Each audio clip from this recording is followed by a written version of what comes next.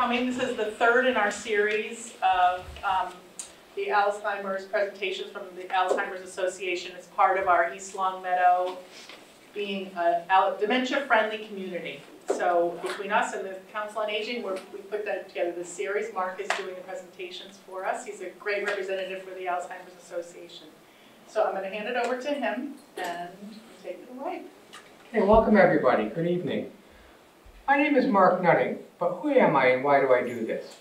Prior to my recent retirement, my profession was in IT and very far from the medical field. So how does a retired software architect come to teach classes on Alzheimer's and dementia, facilitate caregiver support groups, and write a caregiver's handbook?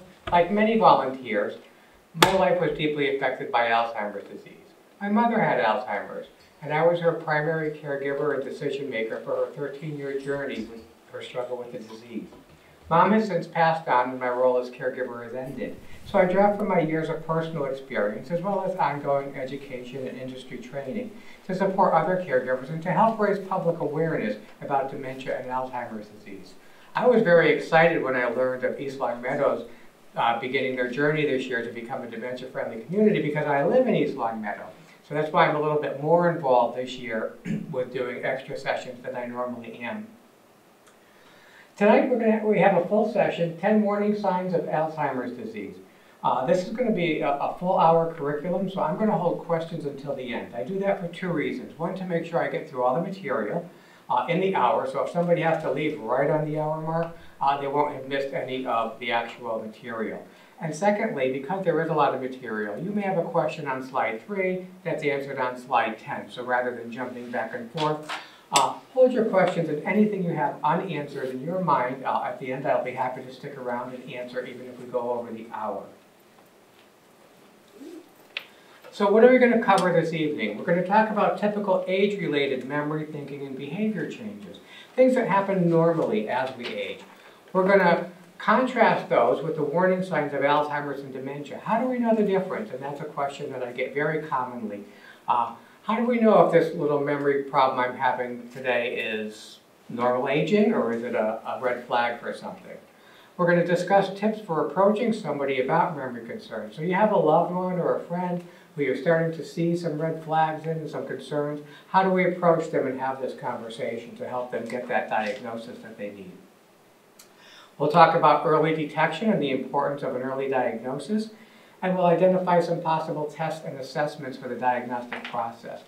And then we'll touch on a few of the resources of the many resources offered by the Alzheimer's Association.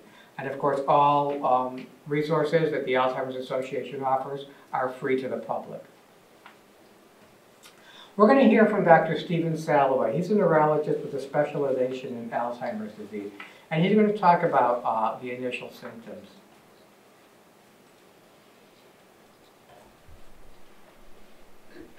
Maybe.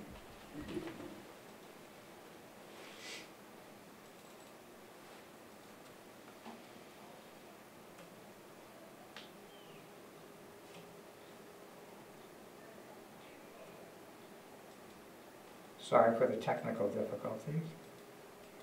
No, I don't know where he went. But what Dr. Salloway would have told us is as we age, we all have cognitive problems. Or we can have cognitive problems. It's very normal as we age to grasp for a word here or there, to maybe think a little more slowly than we used to. What does that sound like? That sounds like kind of the rest of us, doesn't it? Our whole bodies. In my 60s, nothing works the way it did when I was in my 20s. Everything's a little slower, a little creakier, a little achier. Nothing works quite as efficiently or as quickly as it used to when I was in my 20s. I have a shoulder that can predict a rainy day quicker than the weatherman can. And so this is all part of normal aging. These normal aging symptoms can be very similar, so can be confused with the very early signs of Alzheimer's disease. So it's very easy to see somebody grasping for words and having a memory problem and say, geez, I wonder if that's normal aging or I wonder if it's Alzheimer's disease or some other form of dementia. And it's also very easy to not want to see something deeper and say, oh, it's just normal aging. So as we go through our 10 warning signs, we're going to keep three things in mind as we assess each sign. First, the number and frequency of incidents. How often does this happen? Something happens once, something happens frequently and regularly. Second, the amount or disruption to daily life that one of these incidents or symptoms is having on a person. And so that in the industry, in the medical industry, is called ADLs, activities of daily living. Can somebody still get up and function properly while they're having these symptoms? Or is it just they forget something and they recover from it? And third, is it a change from what is normal for that person? And the key is that person, because we're all different. My normal can be different from your normal and somebody else's normal for each of these symptoms. So we can't gauge one person by the conduct of another person. We have to say, is what's going on in this person's life normal for this person, or is this unusual for them? So we're going to hear a little bit about dementia and Alzheimer's from Dr. Heather Snyder.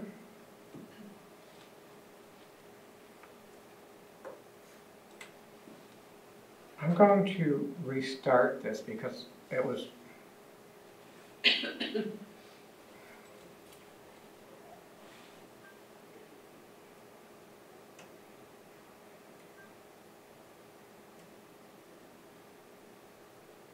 okay, somehow the videos broke in between my setting it up and starting this. Let me just quickly try to end and restart. And if not, we'll just proceed without the videos.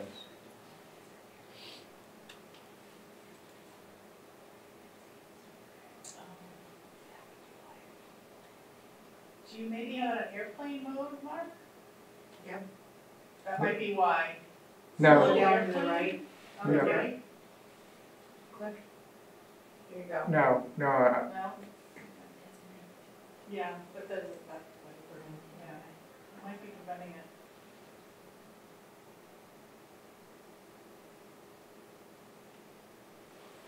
There we go. Dementia is the umbrella term for an individual's changes in memory, thinking, or reasoning. There are many possible causes of dementia, and Alzheimer's is the most common cause. Other causes of dementia are vascular dementia, which is marked by changes in the blood flow and the blood vessels in the brain. Dementia with Lewy bodies, identified by specific brain changes throughout the brain that include the buildup of a protein known as alpha-synuclein. And frontal temporal dementia, which is marked by brain cell loss in the front sections of the brain, or the frontal lobe. Each type of dementia may have distinct characteristics to cause specific behaviors in the individual. But there is also some overlap in behaviors among the types of dementia. So what is Dr. Snyder telling us here? She's saying dementia is a general term, or an umbrella term as she called it. All of the word dementia means if somebody is diagnosed with dementia, all that means is that they have one or more symptoms from a group of symptoms to the degree that that symptom or symptoms are disruptive to their daily life. What are some of those symptoms? Things such as memory loss, problems with language, disorientation of time, spatial awareness, certain vision changes other than your normal aging changes, impaired judgment, misplacing things to a greater degree than would be normal. So that list is not exhaustive. There's many more symptoms, including affecting motor skills toward the end of the disease. So all of these symptoms, if a person is diagnosed with dementia, it simply means they have one or more symptoms in that group of symptoms. The next logical question would be, well, if I have a diagnosis of dementia, what's causing the dementia? That's where the word Alzheimer's may come in. There are several diseases that Dr. Snyder named: frontotemporal dementia, Lewy body dementia, vascular dementia. She even referred to Huntington's disease. Parkinson's in this later stage can present with a dementia component. And so Alzheimer's, of course, is another one of the diseases of the brain that can cause these dementia symptoms. The reason we tend to focus on Alzheimer's is 60 to 80% of the diagnosed cases of dementia go on to be further diagnosed as Alzheimer's disease. It is the most common cause, and that's why we tend to focus on that. So dementia, the general term, Alzheimer's is one of several physical diseases that can cause the dementia symptoms. We're going to hear from Dr. Maria Carrillo, hopefully, and she will explain the physical aspects of Alzheimer's disease. More than 100 years ago, Dr. Alzheimer described specific changes in the brain, what we now call the formation of plaques and tangles. Alzheimer's is a progressive brain disease that's marked by these key changes and impacts memory, thinking, and behavior. The brain has three main parts: the cerebrum, the cerebellum, and the brainstem. Each one plays a role in how the body functions. Alzheimer's disease causes nerve cells to die, which leads to brain tissue loss and causes loss of function and communication between cells. These changes can cause the symptoms of Alzheimer's, such as memory loss, behavioral issues, problems with thinking, planning, and at the end stage, swallowing. And so Alzheimer's is a physical disease. She referred to plaques and tangles in the brain. Things are happening in the brain. Alzheimer's is not a mental illness. It's not an emotional problem. It's a physical disease like any other physical disease, like arthritis, like cancer. Any other disease that's a physical disease of the body, Alzheimer's is a physical disease of the brain. Things are happening in the brain. What does Alzheimer's do in the brain? The first thing it does is it disrupts communication between our neurons, between our brain cells. That's why we start grasping for words, forgetting things, having our processes slow down. What's the next thing it does? As the disease progresses, it actually causes brain cell death. So we actually lose brain cell matter. The average healthy human brain weighs about 3 pounds. If somebody were to live till the end of Alzheimer's, because not everybody does, some people may die of something else first. If somebody lives till the end of the Alzheimer's disease, that Alzheimer's brain at the end of the disease is about 1 pound. That means 2/3 of the mass of the brain has been lost due to the cell death from Alzheimer's disease. Isn't it a wonder that these people are having such problems living with Alzheimer's, with memory and processing and functioning? And that's why I like to remind my caregivers and my support groups that when the loved ones that we're caring for are acting out or doing things that we can't understand and can't explain, or saying things that are hurtful to us, people say, how could my wife of 50 years think I would be stealing from her or trying to hurt her in some way? It's not the person, it's the disease. Everybody on both sides of the disease is a victim. We're going to hear from Ruth Drew, and she's going to talk about why it's important to know the signs. It's important to know what the warning signs of Alzheimer's are and to be on the lookout. We know that we change over time, and the warning signs of Alzheimer's can be warning signs of a number of things, but when you see those in yourself or in someone you care about, it's important to check it out, to consult with a doctor, to find out what you're dealing with. Some of the things that can look like Alzheimer's may be other treatable conditions. If it is Alzheimer's, you still want to know as early as possible, because that gives the person and the family time to plan, time to make decisions, and it also gives the person with the disease a voice and allows them to say what they want. So as we go over these 10 warning signs, I just want to remind you of those 3 things that we're going to use to assess these in our minds as we're looking at ourselves and loved ones. The number and frequency of incidences, the effect or the amount of disruption that an incident has on the person's daily life. Can they retrace and recover from an incident? And is it a change for what is normal for that person? We all have things that are unique to us. Somebody may pronounce a word wrong their entire life. So that's not a change for them. It's what's new and different for a person. So the first warning sign, memory loss that disrupts daily life. And again, there's that disrupts daily life again. Well, one of the most common signs of Alzheimer's is forgetting recently learned information and grasping for words and things. So we may forget important dates or events. Now, anybody can forget an appointment or an event, but the difference is if you forget an appointment and somebody reminds you of it and you say, oh, you know what, I made that appointment 3 months ago and I just completely forgot about it. But the reminding you of it refreshes that memory. For somebody with Alzheimer's, it's going to be new information. They may even get defensive or annoyed. Why wasn't I told of this before? And so that's kind of one of the signs that this is new information to them. It's not just a reminder. Somebody asking the same questions over and over. And this isn't somebody asked you something last week and asked you again this week. This is a repetition of every 5 or 10 minutes. What's for lunch? And you tell them, what's for lunch? And you tell them, what's for lunch? And you tell them again. And while it's very frustrating on the part of the recipient of those questions, it's important to remember that for the person asking them, it's brand new information. That's why each time you tell them, they're not saying, oh, that's right, that sounds familiar. You must have just told me that, or I must have just asked that. It's going to be new information for them each time. Increasingly relying on memory aids. Is it okay for us to write ourselves a note here and there, particularly as we get older? Of course. In my younger years, if I went to the grocery store, I just went with a little list in my head, and I usually got what I went in for. Now I write myself a list before I go. There's nothing wrong with that. My mom had a wall phone, and the wall that it was on was probably about 2.5 feet wide, so it wasn't big enough to decorate with anything else. But there was still plenty of space around the phone. So occasionally, you'd see a sticky note up there or two over the years for a friend's number she wanted to remember, maybe a new contact or something. And then all of a sudden, as the Alzheimer's came into play, you just started to see sticky notes all over until the whole wall was covered with sticky notes. Now they were meaningless. There were so many, she had no clue what they meant, but she just kept putting them up there because she didn't know what else to do. The second sign, challenges in planning or solving problems. So people may experience changes in their ability to develop and follow a plan, work with numbers,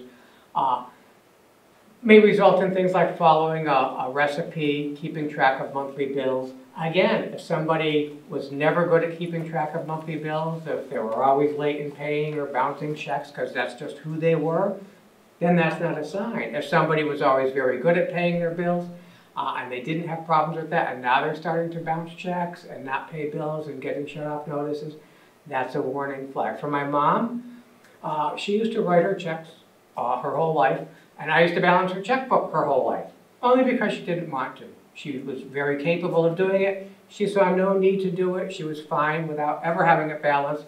I was the accountant in the family, so I was there every month balancing her checkbook just to make sure she was okay. But I started to notice things. She continued to write her checks as the Alzheimer's came, and her math was impeccable, and she never used a calculator, but she was starting to slip in writing the checks. I was seeing 2 and 3 voided checks in order for her to write one. She put the name in the wrong place or the amount in the wrong place. And then even when she filled one out correctly, I could just tell by the handwriting it was very tentative, very unsure of what she was doing. So I could tell that that was a change for her from something that was normal. The third warning sign, difficulty completing familiar tasks. This sounds a little similar to what we just talked about, but what we were talking about before was a more complex task where there were more inputs and more things going on. Now we're talking about a more simple task. The more complex task is going to be disrupted first, and now even getting down to a simple task like driving to a familiar location, being able to write out a grocery list, or remembering how to play a favorite game. Not a game you learned a month ago or 2 months ago, but a game somebody's been playing for 10 or 15 years, and now suddenly they can't get through that game any longer. Having trouble occasionally setting something on a microwave, particularly if it's a new microwave or something that's never been cooked before on that, or recording a television show, once in a while that's probably not a problem. All of a sudden having trouble using a microwave that's been in the house for many years, and doing something as simple as heating a lean cuisine or something that is done on a regular basis for this person, and now they can't do it suddenly, that would be a warning sign. Number 4, people living with Alzheimer's or other dementias can lose track of dates, seasons, and the passage of time. So this is confusion with time and places. They may not know where they are or how they got there.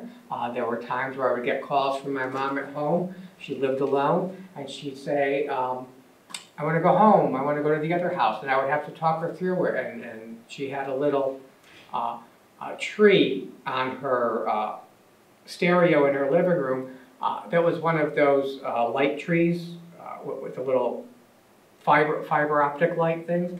And so I say, is that little tree you love? Go look in the living room. Can you see that little tree? And she'd say, yes, I can. I'd say, Okay, whenever you see that tree, you know you're in your own home, because that's your tree.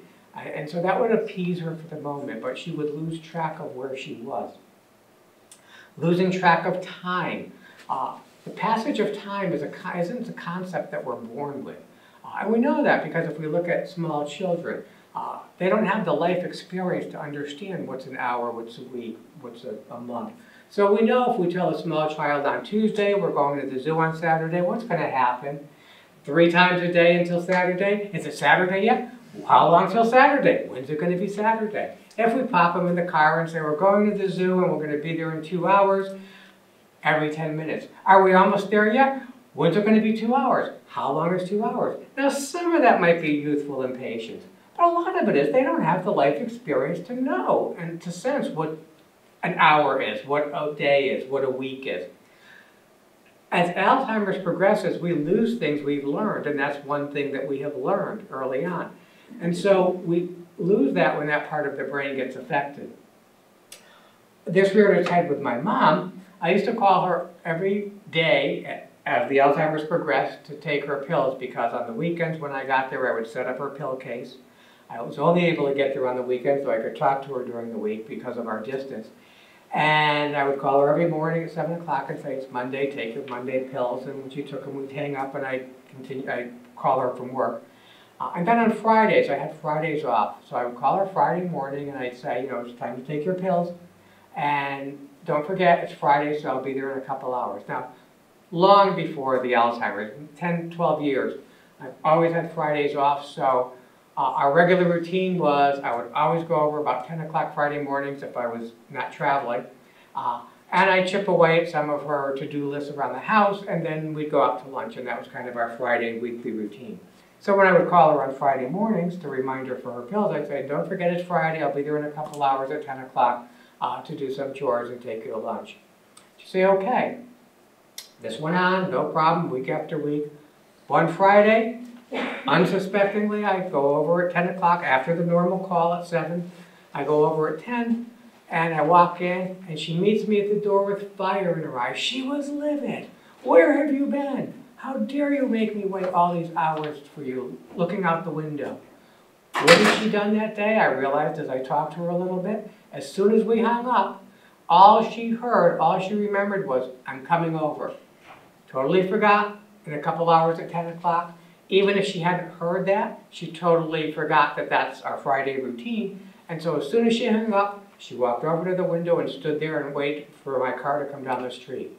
Now, even if she didn't remember it was Friday, even if she didn't remember that that was our normal routine, she should have known that even if I had said, I'm hanging up the phone and coming right over, I was a 45-minute drive away. So there was no reason normally she should have done that. But she just lost that concept of time. Number 5, trouble understanding visual images and spatial relationships. So people have what we call vision problems, being a sign of dementia. But these aren't your normal aging vision problems. We're not talking about cataracts, macular degeneration, or the arm that's not long enough yet anymore because we need those reading glasses. So those are normal aging signs of vision changes. What kind of vision changes do we associate with Alzheimer's disease and some other dementias? What we call binocular vision. People see like this. They lose their peripheral vision, which is why we always say, by the way, if you're interacting with somebody with Alzheimer's disease, you approach them from a bit of a distance from the front and approach them directly on with eye contact. Because if they have no peripheral vision, if they've lost it at that point and you come from the side, they're not going to see you until you're here in their space, and it's going to be startling for them. Other problems they have with vision, color, contrast, depth perception.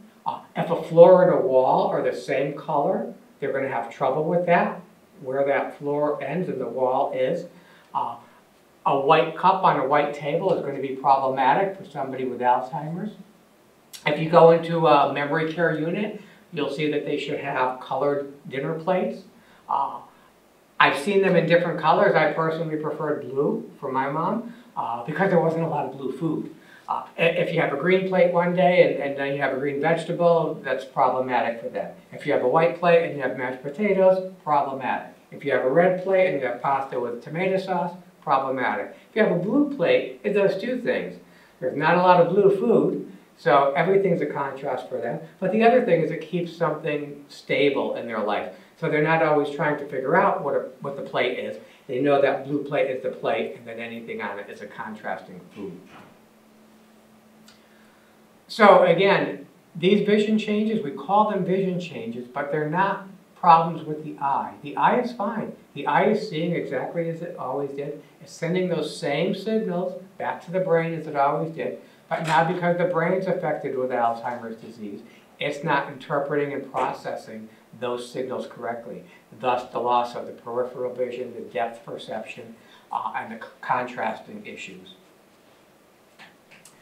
Number 6, new problems with words and speaking and writing. So the key word here is new. Again, first of all, what's normal or not normal for that person. We all have a word that we may have said wrong our whole life or misused. We know people who do that. We may be someone who does that. So this is something that's going to be new for the person. And the words will come in speaking and or writing. They may stop in the middle of a conversation and have no idea how to continue.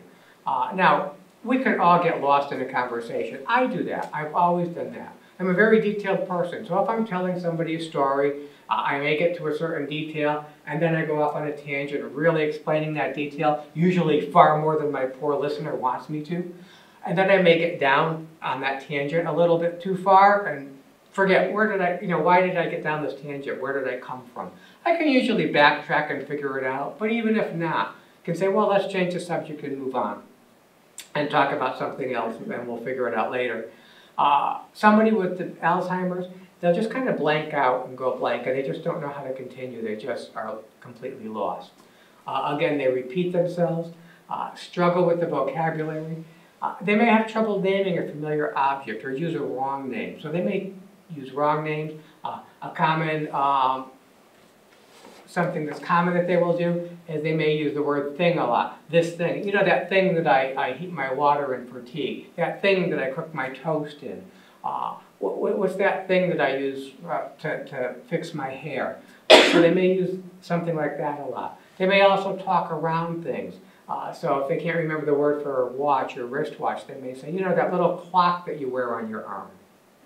So those are some signs that they're forgetting words that are more common to them. With my mom, she started forgetting, she would grasp at a word here or there, and initially I thought, well, it's probably normal aging. Then she started grasping at words like pot and pan that were very common. And then what really kind of clued me in was one of her favorite places for me to take her to lunch on Fridays when I go over was the country buffet. And that became the country bouquet. And then a little time later it became, oh, that country place. And she'd say it very annoyed because she knew she wasn't saying it correctly. We're going to hear from Phil, somebody who's living with dementia, and he's going to talk about this symptom a little bit in him. The other thing that I have increasingly been struggling with are words, which I've dealt with words my entire life, as an avid reader, as a reporter, as a writer.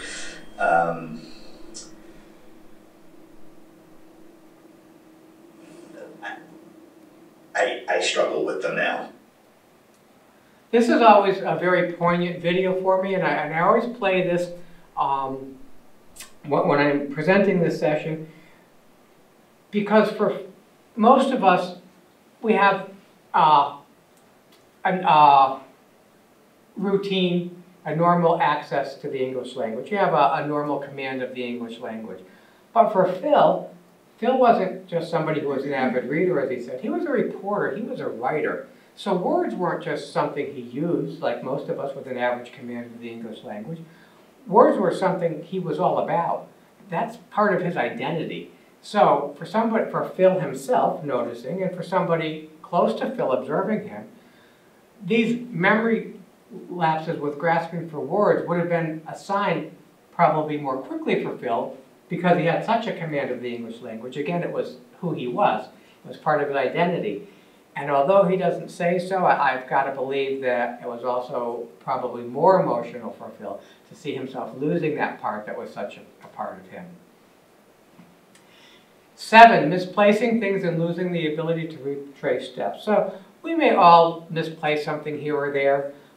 You might come in the house, maybe your phone's ringing, and you run to get it and you drop your keys by the phone. The next day you can't find your keys, you walk around, but you can retrace your steps. You can think, what happened when I came in last night? First of all, you know, you came in the house, so they must be in the house, so you've narrowed your search down. And then you say, where might they be? What had happened when I came in? You might remember the phone was ringing, so you go look there. But even if you didn't remember right away, and a general search turned them up and you found them by the phone as you searched for them, that would rekindle your memory. Oh, that's right, I came in and the phone was ringing. And even if you didn't remember that right away, I live alone, so if I found them there, I would think, well, I must have either come in to make a call or ran for the phone or something and dropped them there. I would assume that's what happened. It would make sense to me. Somebody with Alzheimer's won't. If they find their keys by the phone, and that's not a place they would ever put them, now they get suspicious. How did they get there? I would never put them there. They're not going to remember why. They're not going to logically think of a reason it could have been, even if they don't remember. So what's the only alternative for them? Somebody's coming in and rearranging things on me. And what happens when they misplace something or accidentally throw something away so they don't find it? Somebody's coming in and stealing things from me. That leads to paranoia, it leads to insecurity. Who gets the brunt of that? Usually the person doing the most for them, because they have the most access. They're there all the time. And so that's often the person that gets the brunt of those accusations and those suspicions and that paranoia.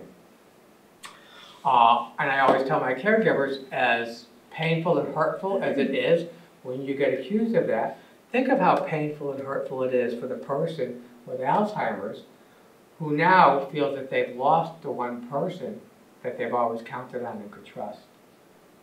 Again, everybody's a victim on both sides. Number 8, decreased or poor judgment. People living with Alzheimer's may experience changes in judgment and decision making. And again, you can't compare people to people. You have to compare people to themselves. You can look at friends and relatives and family members, acquaintances, and you may see them buy a house. You may see them go on a vacation or just purchase a large appliance or something. You may think, oh, I wouldn't have done that. That wouldn't have been something I do. That doesn't mean you're right and they're wrong, or they're right and you're wrong. It just means we all have different philosophies in life, different priorities in life. We handle our finances differently. So we can't compare judgment between people because everybody's is different and it works for them. What we can do, though, is say, is this something that this person would have done prior to this? Something that happened with my mom a long time prior to the Alzheimer's, maybe about 10, 12 years before the Alzheimer's even started to show its signs. I had taken a credit card that I had that I never used, and I put her on as an authorized user, so they sent me a card with her name and I gave it to her. My mom retired with very little income, and so I was always supplementing her. At that time, I traveled a lot on business and a lot on pleasure for vacations.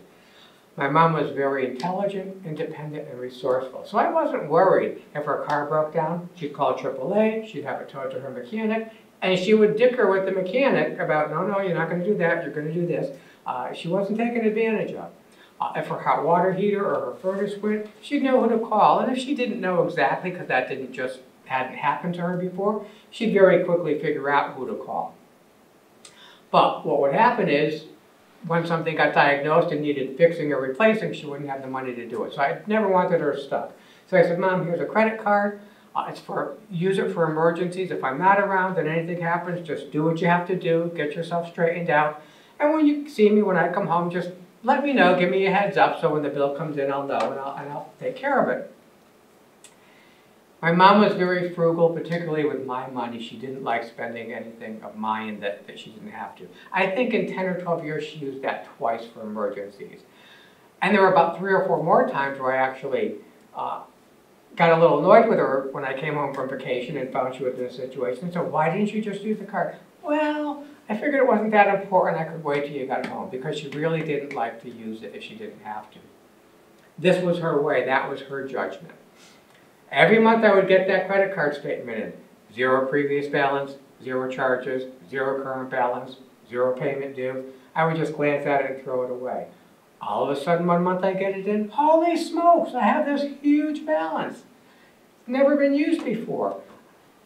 I start going through the detail pages and every line, home shopping, home shopping, home shopping, home shopping, home shopping. Mom had discovered home shopping in her isolation in the house. She had also discovered by watching the home shopping channel, she had never bought anything from home shopping in her life. She just wasn't something she felt was a good thing to do in her situation. But they must have said, all you need is a charge card and just call in and you can order it. She had lost the concept that somebody had to pay that bill. Me. Totally lost that concept, so that judgment went. And she just started buying all these things that she had absolutely no use for. So, change in judgment. Withdrawal from work or social activity. So, as we get older, sometimes we're a little less interested in certain social gatherings, especially if they're in the evenings or certain times. We may get quieter. But for the most part, we stay with our hobbies and social activities, things that interest us. When people start withdrawing from hobbies and other engagements that interest them, or they have trouble keeping up with a favorite team or activities, those are signs that something's going on. Also, some of the reasons to withdraw is because they're having trouble with speech, they're having trouble with words and communication. And in the beginning, when somebody's starting to have these problems, they're usually aware of it. They may not know exactly what's going on, but they know something's wrong. They know they're not remembering right. They know they're not speaking right. And even if they're not sure, we're telling them that. If it's a close family member, they may be hearing, why are you saying that? That's not right. But even if it's an acquaintance or somebody in the store who's being a lot more gentle and politically correct with them, they're going to know by that person's body language. As they're talking, they're going to know this person's looking at them quizzically or funny. They're going to know, I'm not responding the way this person is expecting me to. So that's going to start making them feel inadequate, maybe judged, maybe insecure. And so they're going to start withdrawing from people just because they don't want to have that interaction. Also, if somebody knows that this is going on, they realize things, they have a tendency sometimes to want to hide it. So they're just going to not deal with people, so they're not showing off these symptoms. We're going to hear from Dr. Stephen Salway again, and he's going to talk a little bit about this. One of the most common changes, and early on, is the person's comfort zone shrinks a little bit, and then that gets worse throughout the course of the illness. So they're less comfortable going out, they're less motivated to do things than were in the past. So there's some change in day-to-day functioning that way. I think people also lose confidence in their cognitive abilities, because they may not recognize someone or know their name or find the right word, and they'll feel awkward, and they don't want people to notice that, so they feel more comfortable at home or in situations with family where they're very, very comfortable with that wouldn't concern them. So people tend to withdraw a little bit and be less outgoing. That's can be one of the early signs of Alzheimer's. And so in a nutshell, their world becomes smaller. I know as my mom's Alzheimer's progressed, I had to stop doing things with her. I used to be able to take her out to eat, to the mall. She used to love to sit and people watch, even as it progressed. And then instead of enjoying it, she became anxious. It was just too much commotion around her, too much activity. So people's worlds become smaller. Number 10, changes in mood and personality. So we can have changes in our moods and our personality a little bit. We can be a little different as we get older, maybe a little crankier. We're creatures of habit, and the older we get, the more set in our ways we tend to become. And as somebody disrupts a routine that we're set in, we could become a little annoyed. That's common, that's natural as we get older. But becoming more confused on a regular basis, more suspicious, more paranoid, depressed, fearful, anxious, all of these things, as well as angry, acting out in anger, those types of things, they can be a sign of Alzheimer's disease. Now, some mood and personality changes can be from the physical disease because it is affecting our brain physically. But a lot of times, these mood and personality changes are just a byproduct of everything else that's going on. I mean, think back to the 9 signs before this one. If I had things going on in my life, if I thought people were coming in and rearranging things in my house, or people were stealing from me, particularly people that I had thought were close to me and looking out for me, if I were having trouble interacting with people and was getting funny looks from them or comments from them saying I wasn't right, that's going to change my mood and personality probably. And so when we look at this mood and personality, again, it can be part physical, it can be part situational. So if you see any of these signs in yourself or someone else, again, remember those 3 assessments, the number and frequency of incidences, is it normal for that person, and is it disruptive to their daily life?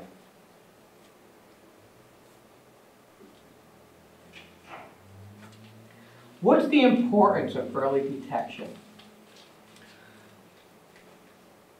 We always emphasize early detection for early diagnosis. The importance of that is twofold. First, it gives a chance for treatments.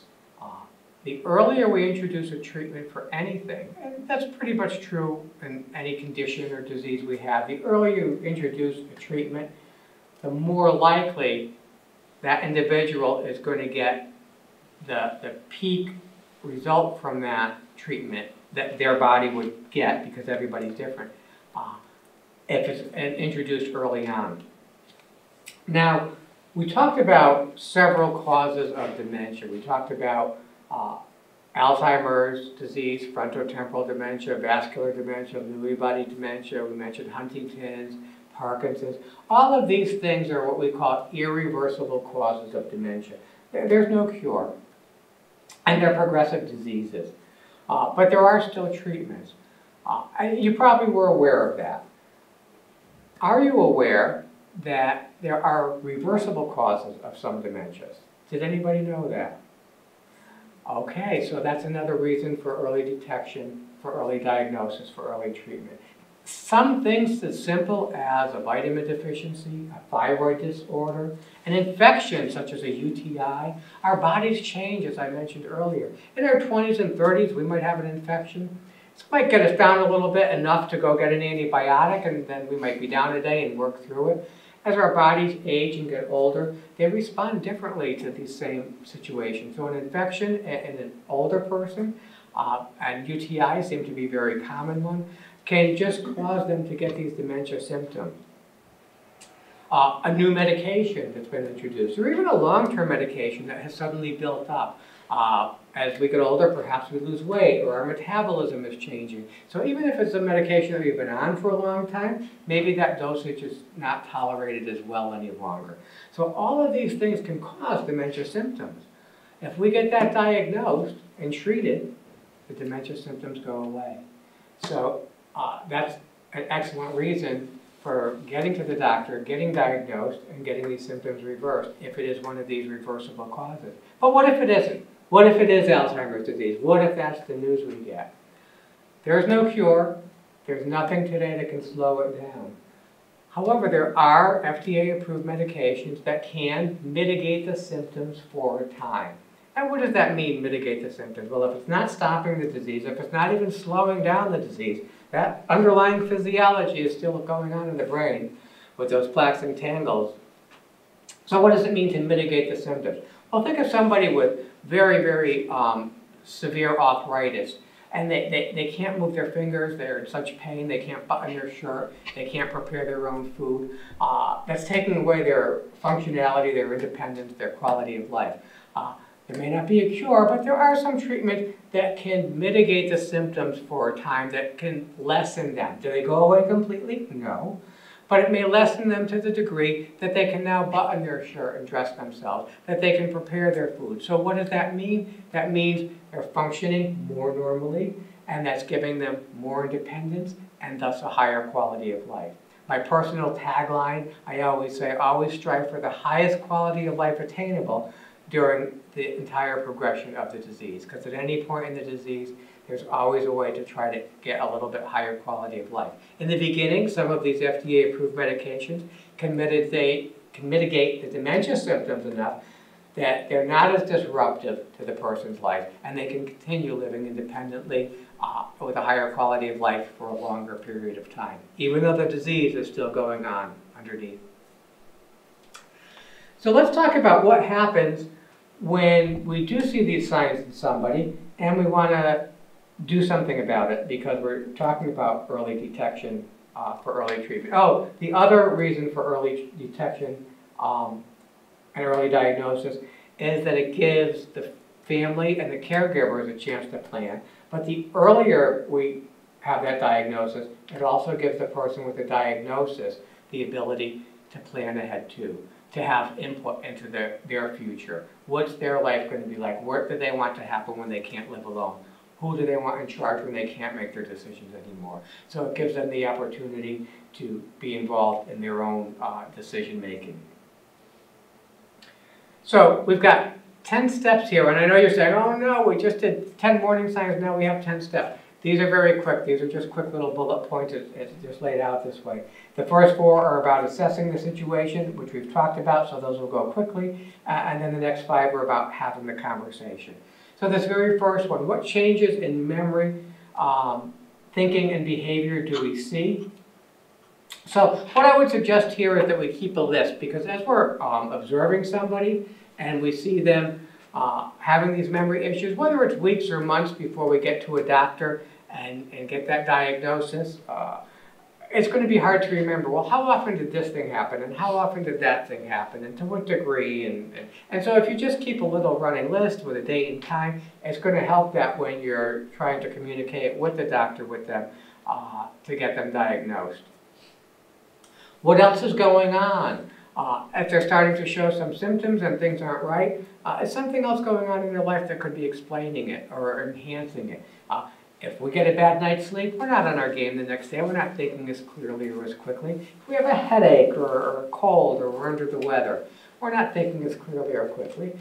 All those things happen to people as we age as well. And again, as we age, sometimes those things affect us to a greater degree. So is something like that going on? We want to consider that as well. We've already learned about the signs and the benefits of early diagnosis. Has anyone else noticed the changes? This is especially important if it's not a 24/7 live-in spouse, for instance. So with my mom and myself, we lived about 20 miles apart, but it wasn't a good 20 miles as far as geography, so there was no good way to do it. It was about a 45-minute drive to get from my house to her house. I also worked 30 miles in the opposite direction, so during the week, I was 50 miles away from her. I would call her during the week, especially after she started having issues. I would call her every day and then see her on the weekends. And so I might see something happen once or twice if I saw her on the weekend. But then I began to hear from friends and relatives who were seeing her during the week and neighbors that these same things were happening more often during the week than I was seeing, because I just wasn't exposed to her that much. So check around if you're not seeing this person on a regular basis, and check around to see if other people are noticing signs. Once you get to the point where you say, okay, I've just got that gut feeling that what I'm seeing is more than normal aging, go with the gut feeling. And then we have to have that conversation with the person to try to gently relay that to them to get them to go to the doctor. Now, more than likely, they're probably already aware of it. It's just going to depend on the person whether they want to be receptive to this, to get the help with the doctor, or whether they want to be putting a block up because they don't want to talk about it. So who should have the conversation to discuss these concerns? Often it's the closest person to them would be the most logical. In a spousal situation, it's very likely the spouse, but not always.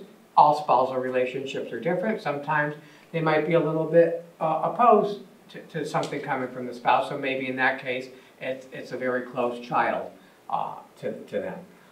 One of those two, but somebody very close to them usually.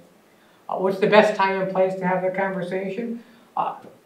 The time is when the person's alert and rested, so whatever time of day is best for them.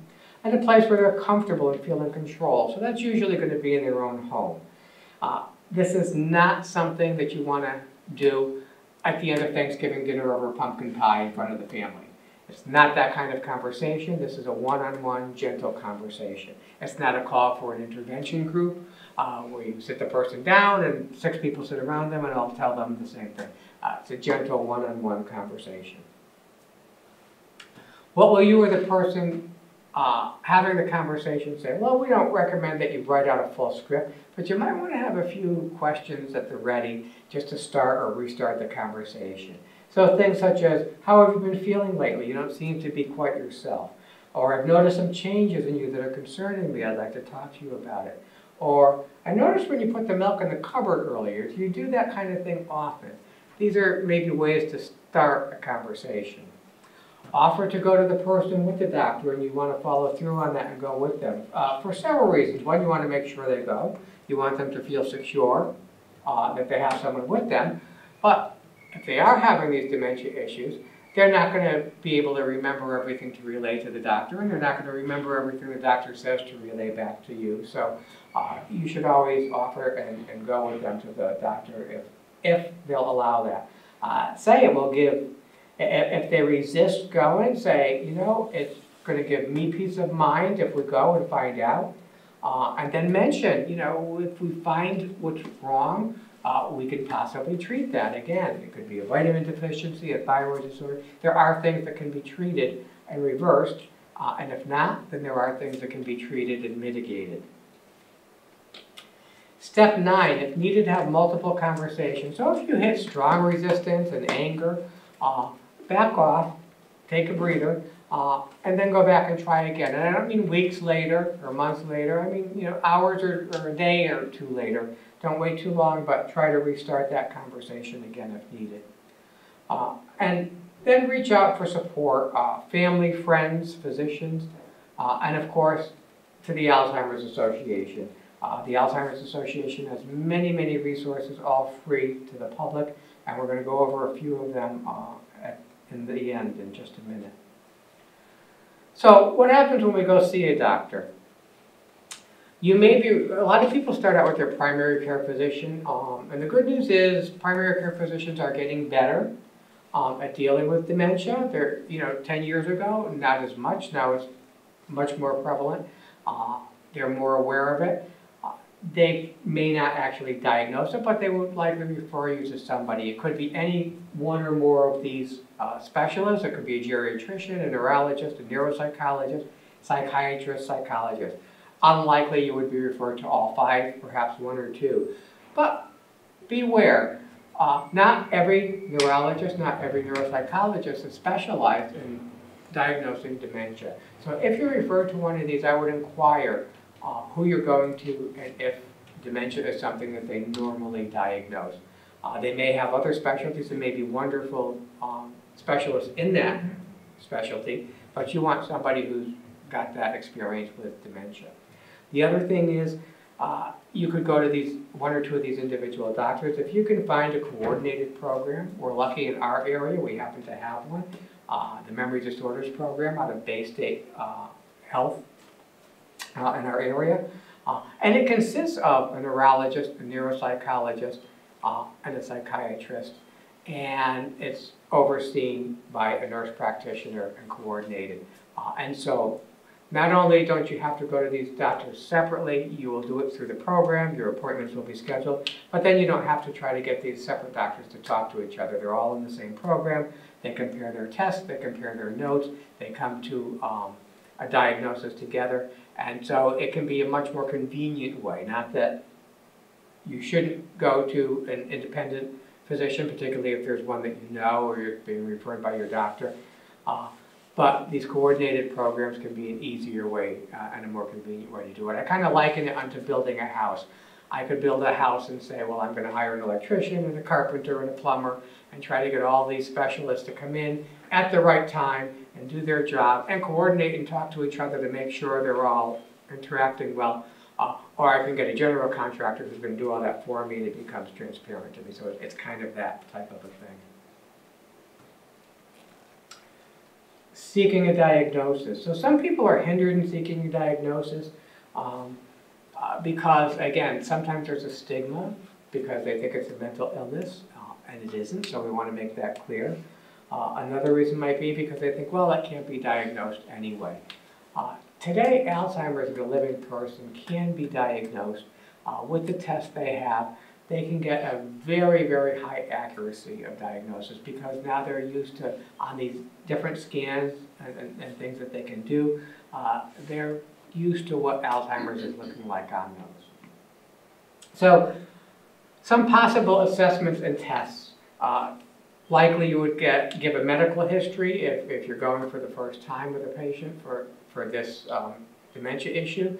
This is where you would give that list, by the way, that you've been keeping about the symptoms you've been seeing. They'd get a physical exam. They may be screened for depression. Interview with a close companion, which would be the person bringing them. And then the tests, laboratory tests, mental cognitive tests, brain imaging, CSF analysis. A lot of the laboratory tests are to look for and potentially rule out some of those reversible conditions like vitamin deficiencies and thyroid disorder and infections. So there'll be blood work and that type of a thing as well. And then they'll go on to the cognitive test, which can be anything from a 10-minute mini mental state exam, or it can be a 3-hour full neuropsych dementia exam.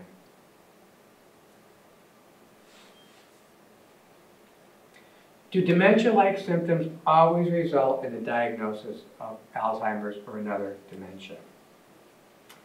And we know that it doesn't, because we said that there are reversible causes such as vitamin deficiency, thyroid disorders, UTIs, and medications. So let's do a quick recap on the diagnostic process. It's going to vary from person to person depending where you start out and where you're referred to, and if you seek out individual specialists or coordinated programs. Something other than Alzheimer's or another dementia could be causing the symptoms, as we said. And the stigma and misconceptions about the disease, like believing that nothing can be done or that it's a mental illness, can prevent people from seeking the diagnosis. So we always want to remind them that the earlier they get a diagnosis, whatever it turns out to be, the better it is, because it can be planned for and there can be usually some treatment, even if it's to mitigate symptoms for a time. So what's next when we get the diagnosis? We're going to seek out resources, and that's going to be family, friends, physicians, and again, the Alzheimer's Association. These are 3 of their probably most common resources. Their 24/7 helpline is my favorite resource. On the table where the sign-in sheet was when you came in, which, by the way, if you didn't sign in on the way out, please do sign that. On that table, there's brochures, but there's also a business card that's 24/7 helpline. You can grab one of those. This is one of my favorite resources of theirs because it truly is available 24 hours a day, 7 days a week, 365 days a year. And you can call them for anything dementia related, from a very light question that I'm noticing a symptom in myself or my family or a neighbor. Have a question about it. You could be caring for somebody with dementia and you're wondering, how do I know when it's time to change their living situation? Where's that line? How do I know when I can't do this anymore? So they can help you with some care counseling. You can call them if it's 2 in the morning and you're having a problem with your loved one acting out. And so for anything from the minor to the major, you can call them if you want to find more education sessions such as this. If you want to find support groups. All of those things you can call them for anytime, day or night. The ALZ.org is their main website. You can also get all that information and a whole lot more through that website. And an offshoot of that website is /CRF, which is their community resource finder.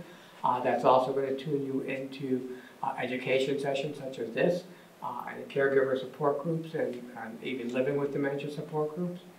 And those support groups and education sessions take place in person, such as this. They also take place on Zoom.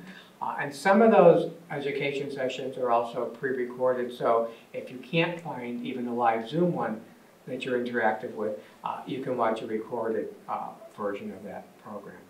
I'm going to just hear from Tim on this 24/7 helpline, his experiences.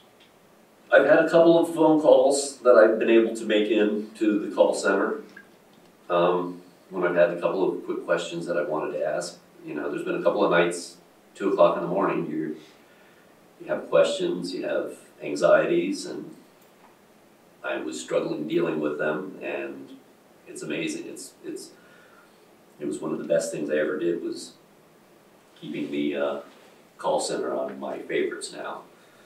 Just to know that there's somebody you can call who is aware of what you're going through. And in addition to just knowing that somebody's aware and knows what you're talking about and how you're feeling, when you call this line, you're not going to get people just reading a static script. Depending on what your question or issue is, you're going to be transferred to master level clinicians and trained people who are going to be able to help you with your specific issue or problem. They'll also be able to direct you to local resources in your area. And so it's quite a well-rounded resource, that helpline. So that's the end of our presentation for this evening. I hope you all got something good out of it that you're going to take home with you. I'll entertain any questions you have at this time. Yes? So you stated that it's not a mental health issue, it's not a disease. Are there other things that are in the dementia that could cause dementia symptoms or signs? For instance, if someone has had, if you're aware that someone has had a problem with, what would I say, substance abuse. So if someone has had substance abuse issues that then mirror or have caused kind of like dementia symptoms, will that then go into the Alzheimer's category necessarily or not necessarily? No, that would be a different cause, and again, that's why you want a diagnosis. Gotcha. If they're having dementia symptoms for that reason, or other reasons, again, that's why you want the diagnosis, so you know. Remember, dementia is the general word that says somebody's having one or more symptoms in this group of symptoms, and the next question is, well, what's causing these dementia symptoms? And then it could be Alzheimer's, vascular, Lewy body. It could be one of the reversibles, such as thyroid disorder or vitamin deficiency, or it could be something else, as you said. So a neurological issue doesn't necessarily, even though it falls in the category or the umbrella of dementia symptoms, it's not necessarily, you know, some of the things that cause those issues don't necessarily go straight into that umbrella, is what I guess I'm trying to ask. They don't, so symptoms that are dementia type symptoms don't necessarily go under Alzheimer's if they can be tagged to another. Correct. Correct. And whether it's a different type of dementia, such as vascular or Lewy body, or whether it's a reversible. Again, dementia just says somebody's having these symptoms. Gotcha. We don't know what's causing it until we go further with the diagnosis. Gotcha. Thank you so much. You're welcome. Anybody else? Yes? Can you access any of these specialists directly, especially if you have a physician who says, oh, everyone gets forgetful when they get older, just write yourself notes. Well, it's much more dramatic. Yeah. No, I hear you. If I weren't satisfied with the answer I was getting from a physician, I would seek out another physician, and that would be true in any situation. Another primary, though, or can you go up a step to the... Some of that might depend on your insurance, so I couldn't speak to that. But I know with my mom, I started with a primary, and he referred us to a psychiatrist and made an appointment. And I had talked to a few people and done some research, and I thought, it didn't seem right. So I called that psychiatrist at a time. Said, this is what's happening. I don't know that you're the right person to start with. And he said, you're right, I'm not. And he recommended that memory disorder program. And I had had that program recommended by a couple other places when I was starting to look at different assisted living and things like that for future. And so when it came up again, I went there. So something like that you could seek out. Again, I don't know if you would need a referral because of insurance, but the memory disorder program is someplace you could seek out. Some people happen to know a specialist that's a neuropsychologist or a neurologist, so they might go to. But yes, you can. I mean, if I had a problem with my shoulder and I wasn't getting any luck from my primary, I might go to an orthopedic guy. It's that same kind of thing. But whether or not you're going to have insurance issues doing that, I don't know. The individual will say, well, my doctor says Right. it's not a problem. Said, yes, he doesn't live with you. Anybody else? Very good. Thank you so much for coming. I'm glad you all got something out of this. Again, if you didn't sign in, please do before you leave.